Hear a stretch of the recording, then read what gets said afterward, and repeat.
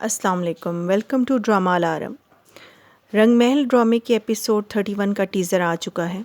سالار کی مہاپارا سے منگنی ہو چکی ہے اور منگنی میں آئی ایک خاتون نے شکیلہ بیگم کو مہاپارا کے ماضی کی ساری کہانیاں سنا دی ہیں۔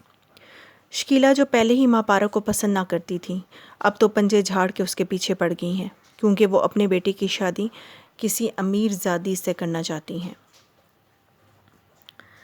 دوسری طرف سالار اسلام آباد جانے سے پہلے مہاپارا سے نکاح کی خواہش کا اظہار کرتا ہے، کیونکہ وہ جانتا ہے کہ اس کی ماں اس کی غیر موجودگی میں مہاپارا کو کہیں گھر سے نہ نکال دیں۔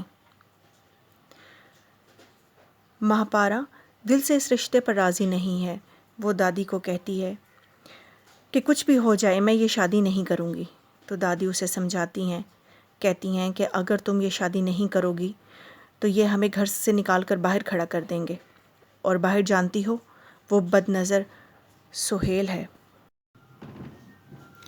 سالار مہاپارا سے کہتا ہے کہ ایک بار میری آنکھوں میں آنکھیں ڈال کر چہرے پر جھوٹی مسکراہٹ سجا سکتی ہو؟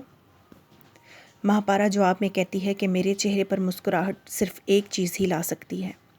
سالار کہتا ہے اور وہ کیا ہے؟ مہاپارا کہتی ہے کہ کسی کی آنکھ میں آنسو، خون کے آنسو۔ شکیلہ بیگم اب اوچھے ہتھ کٹوں پر اتر آئی ہیں۔ وہ پوری کوشش میں ہے کہ ان دونوں دادی اور پوتی کو نکال کر باہر کھڑا کر دیں۔ مہاپارا کو اس کا ماضی یاد کرواتے ہوئے کہتی ہیں کہ تمہارے مالک کے چھوٹے بیٹے کے ساتھ تمہارے تعلقات تھے، تم پکڑی گئی تھیں۔ کہتی ہیں کہ تم سالار سے ملو اور بتاؤ کہ تمہارا باپ کس شرمندگی سے مرا تھا۔ مہاپارا کہتی ہے چچی یہ آپ کیا کہہ رہی ہیں، یہ سب جھوٹ ہے۔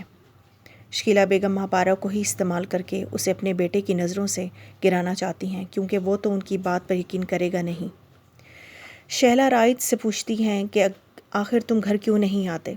رائد کہتا ہے کہ وہ آنے ہی نہیں دیتی، کہتی ہے کہ یہ میرا گھر ہے، اس کے ہر طرف وہی رہتی ہے، مجھ سے نہیں رہا جاتا یہاں۔ رائد کو مہاپارا کی موت چین نہیں لینے دے رہی۔